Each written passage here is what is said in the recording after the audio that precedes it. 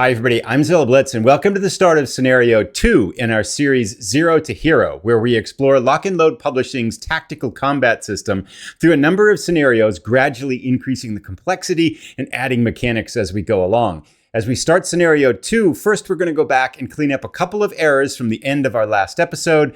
We've got a tip from the developer to include, and then we're going to jump right into Pacific combat, Japanese versus US forces, World War II, island combat. Here we come. Let's get started.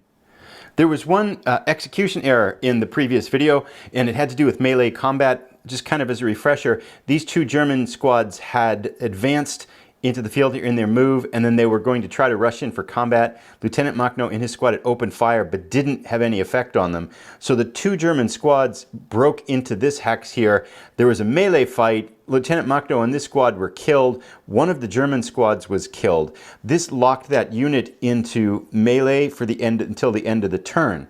The Russians on the next phase then activated these two units here. So I moved them into the square here.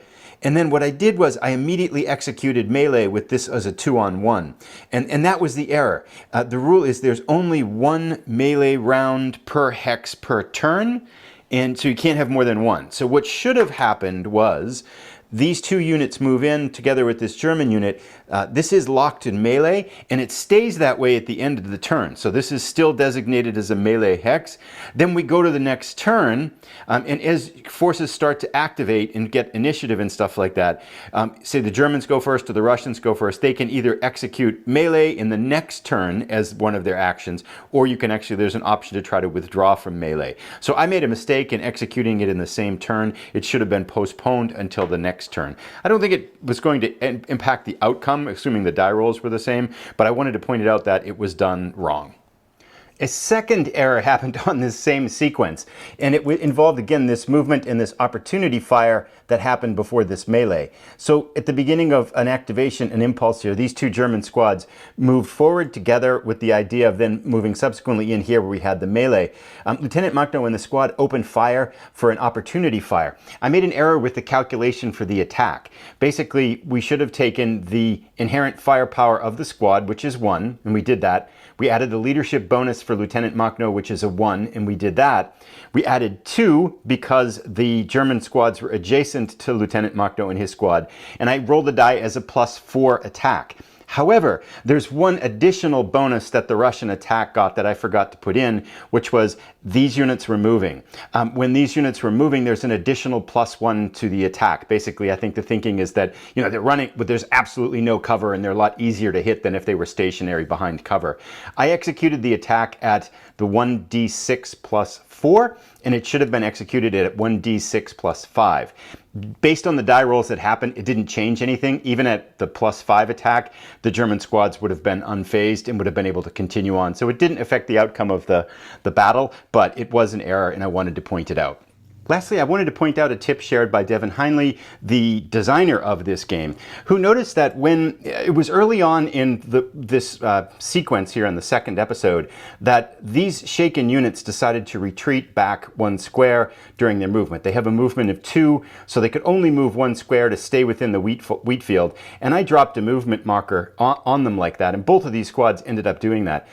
Devin pointed out that it's better in a case always, almost all, I guess there probably are no exceptions for this. It's always better in a case if a unit is only moving 1 hex, that when you move it, instead of having it do a full move, have it do a low crawl, because a low crawl by definition means you can move 1 hex in a turn, and this way they aren't spotted, they can't be spotted. He pointed out is it didn't really matter in this case because nothing was going to shoot at it, but it's a really good habit to get into, is if you're going to move a unit only 1 hex, to have them do a low crawl instead of a full move. So tactical tip from Devin Heinley, the designer of this game. And with all that said, it's time to shift into today's battle. Today's encounter will come from Heroes of the Pacific. So we're going to the Pacific Theater in World War II, US forces versus Japanese forces. We're looking down at the main battle map here, and we're actually going to play one of the scenarios from this game. It is the scenario Lone Tree Hill. So if you have this game, you can play along with us. Specifically, this scenario is going to add support weapons, leader skills, and then just a little bit of altitude to the mix, as well as a whole new kind of mixture and dynamic for terrain here too. So with that being said, let's go through the map and then the units and talk a little bit about strategy. First of all, let's take a look at the map here. We can see the objective for today's battle. These three, this kind of representation of this small village. So we have three structures over here. It's Japanese held at the beginning of the battle. The US forces are trying to take that, and the US forces have a lot of ground to cover. Some of the Japanese forces are going to start out in this village, but our US forces start over a kilometer away. This is a two-map scenario, so we're going to pan now to the east, and over here the US forces are going to start on this hill. They're going to need to make their way down the hill face through this jungle, and then as they come to this open area right here, we cannot cross the water. This is prohibited movement. So the US forces have two options really, or some combination of these two options to get to a position where they can attack the village. They can either send the forces north around this edge of the water, south around this edge, or some combination of those. So US forces starting from the east, heading west, Japanese forces defending here, but that's not all. We also have a small contingent of Japanese forces starting the battle right down here to the south of this large hilltop in range of the US forces. And then on turn 3, we're going to have some more Japanese forces with a good leader and some strong forces, just another small contingent coming here from the south. Now, potentially, these Japanese forces can then try to pincer the US attack from the flank here too. So some interesting tactical decisions for both sides as this scenario plays out. Let's take a look at our forces. We'll start with the Japanese defenders in the village. They have 3 squads of Japanese defenders, 1 attack power, 5 range, and 4 movement with a morale of 5. However, one thing to know about the Japanese forces, they have special rules in this scenario. They can do things, one, they can do banzai attacks. The second is these units don't get shaken. Japanese leaders and Japanese squads don't get shaken by fire, they just take casualties, which creates a whole new dynamic for their firepower and their kind of movement and attacking and strategies and things. You'll notice also support weapons. We've got a 50mm mortar that they're carrying, and then a Type 92 machine gun. This machine gun, by the way, is one of a special type of a medium machine gun here, and that means that if we flip it over, we can see that it has a dismantled state, and that's the only way you can move it. So you have to manage the assembly and kind of setting up of the machine gun in order to use it effectively. Lieutenant Kusanagi, with a morale of 6, leadership modifier of 1, and then a movement of 6, is the Japanese leader of the forces that are defending the town. Making things somewhat interesting, we also have some defenders at the south side of the map, 2 half squads, so just about 10 men here, attack power 1, range of 3, and then a movement of 4 with a morale of 6, that are going to be positioned to the south of the large mountain, kind of potentially within range of the US forces on top of the hill. Lastly, I mentioned that on turn 3, we're going to see more Japanese reinforcements come in. Sergeant Hiro with 2 squads, roughly 20 men of attack power 1, range of 5, movement of 4, and morale of 5 of Japanese soldiers coming in from the south, right in the middle of the US advance, and our first leader skill, which is a particularly dangerous one considering that Sergeant Hiro could potentially activate a banzai charge.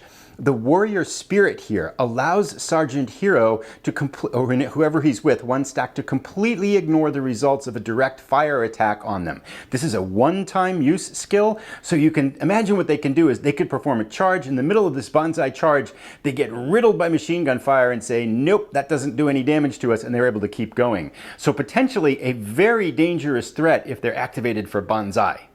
Let's take a look at our US forces. We have 2 companies of US forces. We have 50 US forces here, 1 attack power of 1, range of 6, movement of 4 with a morale of 5. These units have, the Army forces and Heroes of the Pacific have a special rule attached to them, which means that normally if you're firing with a stack of units, they're firing from the same stack of units in one combined attack, you use the firepower from one squad, and then you have the firepower from all the other participating squads. However, these Army squads here, their full firepower can combine in a multi-unit attack. So instead of firing 1 plus a half, we'll be firing 1 plus 1 plus 1. So potentially a little bit more firepower for the US squads. You'll notice that this company here has a Browning automatic rifle. This is a range of 6 and attack power of 1, and a very deadly flamethrower with an attack of 4, but a very short range of 2. So getting close into that village and getting close to Japanese forces in the jungle could be key for using the flamethrower well. Next up, we have Snake. He doesn't have a rank. I'm going to assume he's kind of like a lieutenant, or maybe, I'm not sure what he is, but he's not a hero. A morale of 6, leadership modifier of 0, movement of 6. He does have a Lucky Man skill, which allows him, it's a one-time use skill to signify a kind of an event of great luck, where he can either add 3 or subtract 3 to any one die roll. So potentially for a critical attack, this could come in handy, or to avoid some critical losses. We could see Snake here using this Lucky Man skill to keep things going. And then we have a second company of U.S. Army led by Corporal Migliore, and he has 40 men with him. Again, same types of squads, 1, 6, 4, 5, that the Snake has. Also have a Browning automatic rifle. Unlike Snake, though, they have a satchel charge, which is a one-time use support weapon, has a range of 1, but a deadly attack power of 6. So you could see this being used to blow apart some buildings and some defensive structures. We also have an M1919A4 machine gun, range of 12, just like that Japanese machine gun there. And like the Japanese machine gun, the U.S. forces have to manage dismantling and assembling the machine gun in order to be able to move it around. It's time to put our forces in position, and I've gone ahead and done that for the Japanese. There are 30 men with Lieutenant Kusanagi here. Just kind of spread them around the town. I will probably adjust their position based on which way the U.S. forces come, either defending this part of the village or this part of the village, maybe pushing them up here or pushing them up here to try to get some shots at the attackers as they approach on the village. I'm not quite sure yet, so I don't think it matters too much where we put them. We have one squad on the machine gun, one squad on the mortar, and then another squad with Lieutenant Kusanagi. Second contingent of Japanese forces sets up to the south of the mountain, within sight potentially, depending upon where the U.S. forces set up, and not in cover. So this is the best I think I can do with those. We'll see how this plays out. Let's set the U.S. forces up next. For the U.S. forces, Snake has to set up with his forces within 1 hex of H4, and Migliore has to set up within 1 hex of J4 here. And basically what I'm trying to do is to get them as fast as possible to go west towards the Japanese village. So Snake here has 30 men with him, as well as all of their support weapons, the flamethrower and then the Browning automatic rifle. Likewise, Migliore here, who can move faster with the leader bonus too, has the satchel charge, the machine gun, and then about 30 men with him. The rest of his platoon is up here. I put 20 men up here with the Browning automatic rifle to see if they can hold up and kind of create problems for these Japanese forces here. The idea is for this, everybody else, as fast as they can to go west, down through this gap in the jungle here. And these jungle terrain hexes are actually very interesting because normally the stacking limit in the game is 3 full squads, 2 vehicles, and 2 single man counters, like leaders or snipers or heroes and things like that in 1 hex. However, these jungle hexes for the U.S. forces have a stacking limit of 20, so only of 2 squads. So only really 2 squads can pass through at any one point in time. So I'm going to try to funnel these 30 men as fast as they can and maybe have them break north. For the Japanese, ideally I'd like these 2 squads to some way, somehow try to hinder these forces coming here. They're going to probably take some fire right away from these troops up here, but if I can have them break west, maybe they can create, basically trying to buy time with their lives here. If we can slow them down, because there is a 9-turn limit for this scenario, and if we can slow the U.S. forces down to approaching to the west, that can help, because the U.S. forces have quite a bit of ground to cover. Likewise, we're going to get reinforcements right in here on turn 3. I'd like to see if those reinforcements can perhaps break up here, come into the flank of the U.S. forces, and perhaps create problems for them there. More importantly, to the west, however, the village defense here, I don't feel like I have a good strategy yet for the Japanese forces defending this village. I think I'm going to wait to see which way the U.S. forces come, and then try to shift the forces staying closer to the village depending on which way the U.S. forces go. I did play this scenario once earlier on, and I brought these Japanese forces up here to try to shoot and try to take out U.S. forces regardless of which way they came. But I was able to move really fastly with numbers with the U.S. forces past this opening, creating a lot of pressure on the defenders. They had to retreat back into the village. U.S. forces got there at the same time and were able to wipe the Japanese forces out pretty easily. So I played the first time the scenario once as the Japanese, Japanese and completely butchered it. The forces that came in from the side here, these reinforcements, they did tie up some U.S. forces, but so many U.S. forces got to the town that they just overwhelmed the defenders really quickly.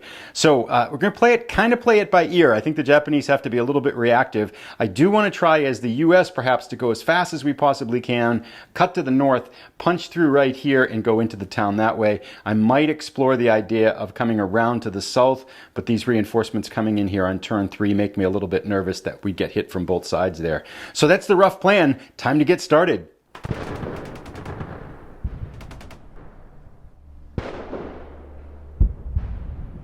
We're kicking in now with turn 1. The U.S. forces get the initiative by scenario rules for this one, so we can start with our rally phase with turn 1. There is nothing for that really to do. However, in the rally phase, we can have units assemble and disassemble, dismantle and assemble those machine guns.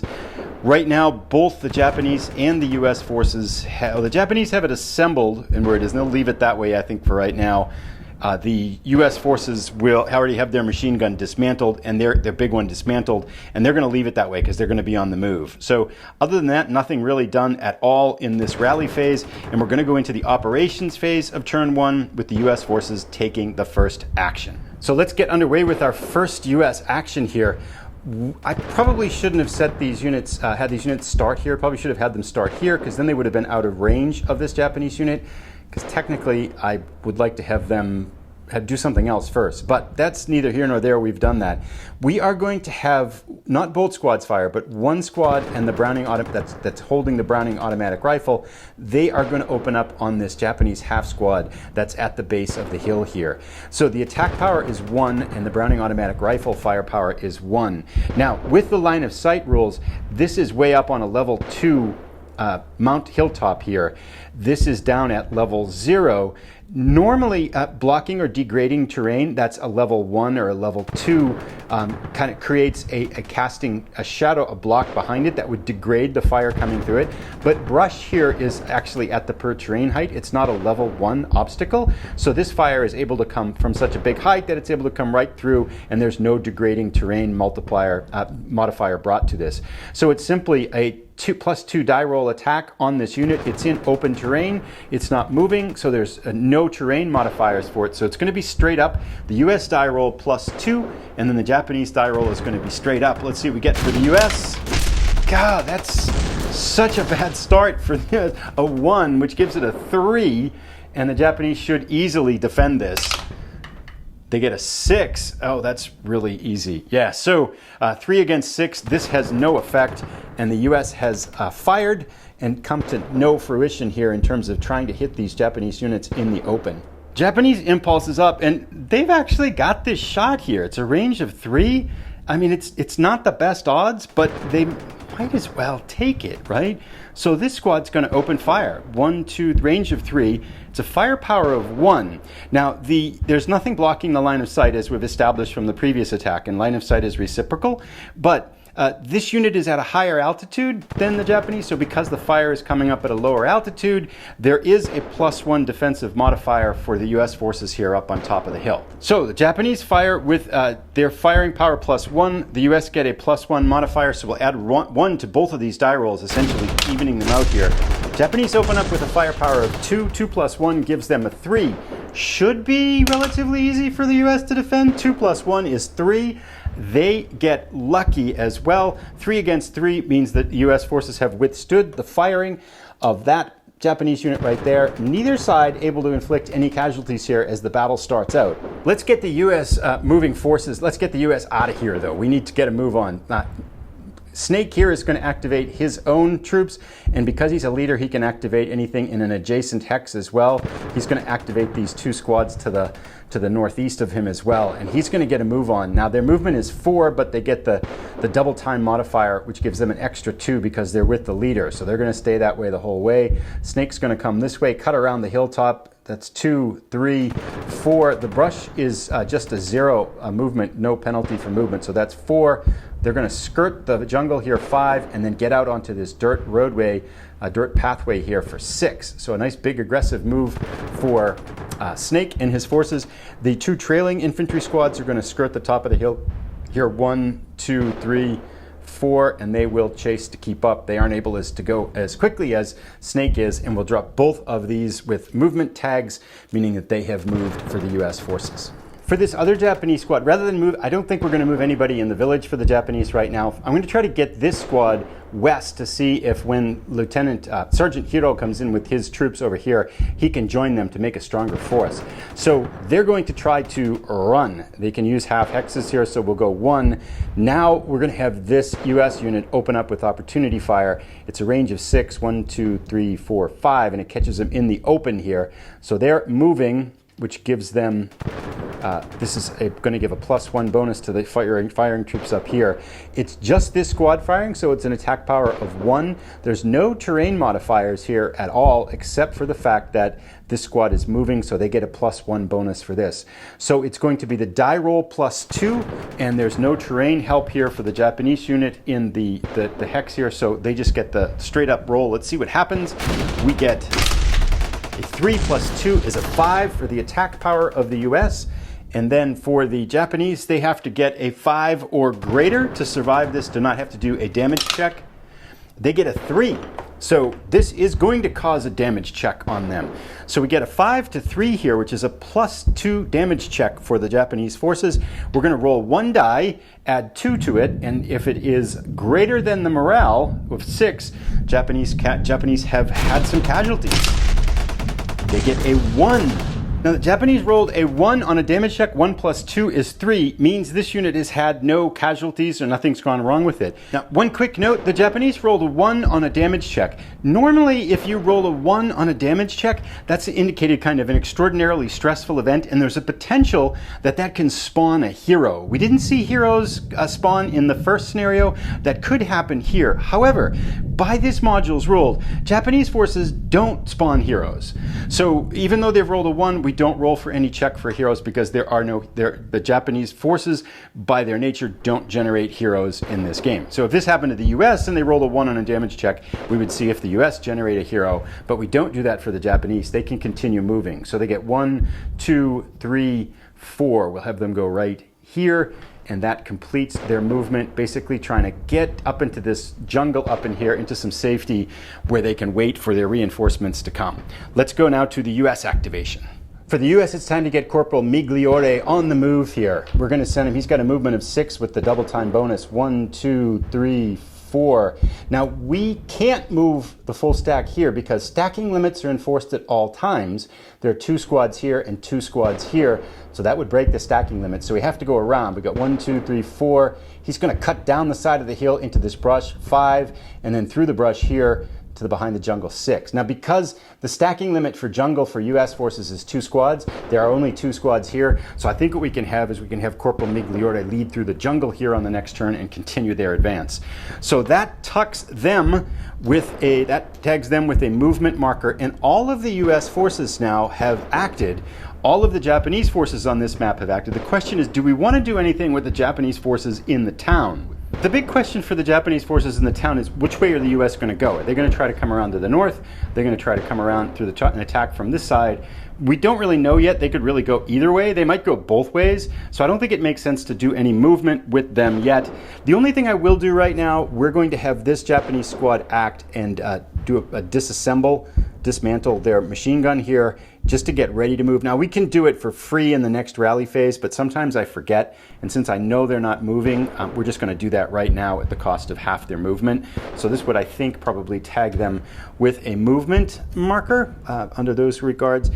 And I think other than that, let's have, so the US will pass because they're all done. We're going to have Kusanagi here move up into this hex here so we can get a movement bonus with this machine gun, because I think we're going to have to move it on the next turn here to get it better positioned for the defense of the village.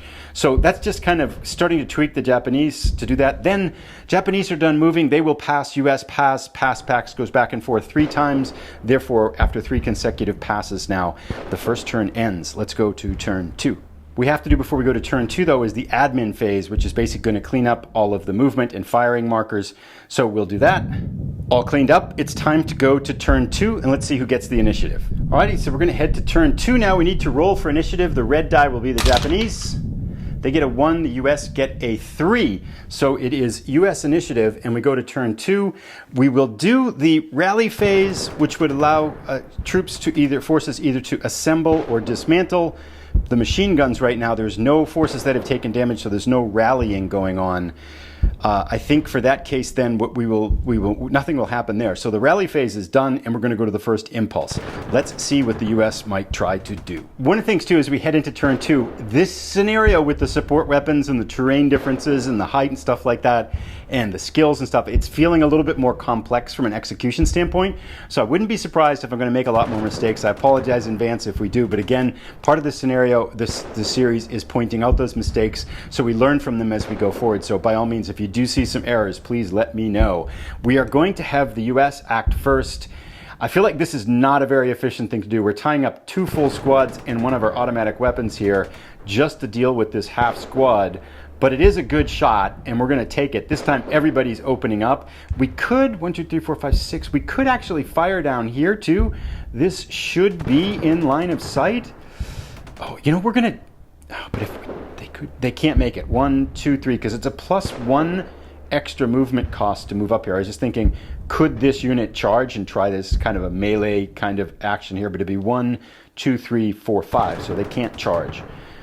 They could fire, though, which is... Yeah, let's do it here. We're going to fire here because we have to take care of both things anyway. So we're going to have both of these squads and the automatic rifle open up on this half squad here. The die roll modifiers, there's no blocking terrain because this is a level 0 obstacle of the original terrain. So this unit is technically in the open. They both exchanged fire in the first 5 minutes of the battle. They're going to keep up the fire here, but we're going to bring the second squad to bear on it. So it's a 1 die roll plus a 3. 1 for the support weapon and 2 for the squads. There are no other modifiers here. There's no terrain modifier for the Japanese, so the US get the white die +3. Let's see if they can get a better shot. They rolled a 1 last time. Moderately better, but not really. 2 + 3 is a 5. Japanese get their defensive roll, and there's no modifiers to it. They get a 2. So 5 to 2 results in a +3 damage check on this. We're going to roll 1 die and add 3 to it, then compare it to the morale of 6. 5 + 3 is an 8. Now, so the 8 compared to 6, it is greater than the morale, but less than 2 times the morale. And one thing that we'll note, I'm showing you basically the Japanese direct fire table, which is unique for this. Normally, this section that I've got highlighted here would say shaken, but it doesn't because Japanese units don't shake. Instead, they suffer step reductions. And so we're going to take out the lesser half squad for this one right here. In the scenario, a 1, 3, 4 squad like this reduces to a 1, 2, 4, 7. So basically more casualties. What's really interesting is that they get more determined. Their morale goes up. But we do have our first casualties here. These US units all opened up on the Japanese unit here, fired, and have caused casualties. So some Japanese soldiers have fallen here. It would have been, I mean, that's, I guess, maybe, that's a decent result. It reduces their range to 2 as well, which, does change the dynamic here because now the Japanese unit actually can't reach them. They're out of range. So that worked out actually pretty well for the US because they can't get fire returned on them. So now we go to the Japanese activation. Let's figure out what they might want to do. Now, on turn 3, the Japanese have reinforcements that are coming in right here. And they actually have they've got 2 squads, and they have that kind of pretty strong not kamikaze, but banzai potential here. So I would love to have this half squad be able to combine with these reinforcements. So with that in mind, we are going to have this unit move just 1 hex up here into these jungle hexes, which is a really high defensive modifier. It's a +3 modifier.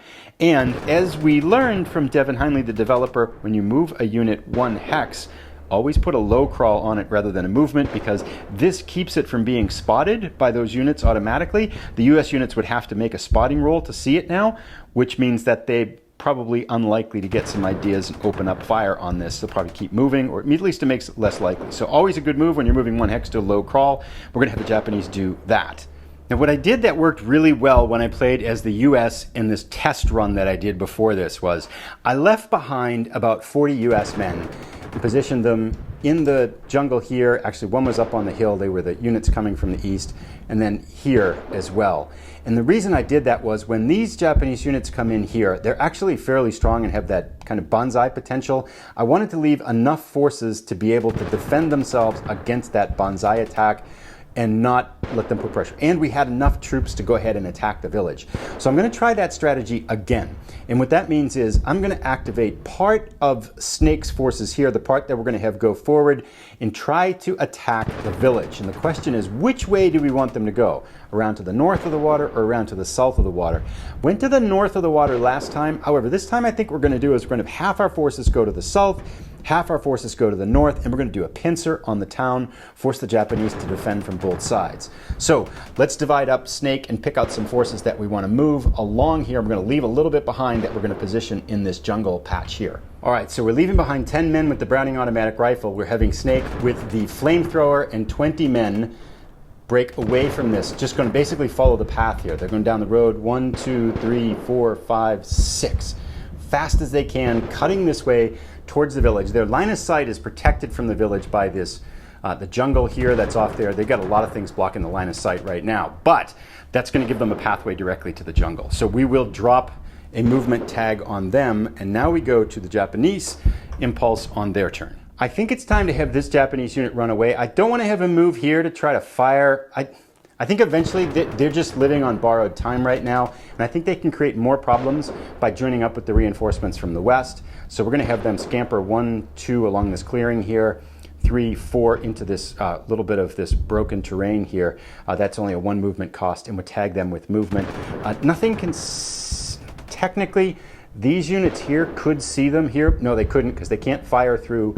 They're in the same altitude, and they can't fire through more than 2 degrading hexes.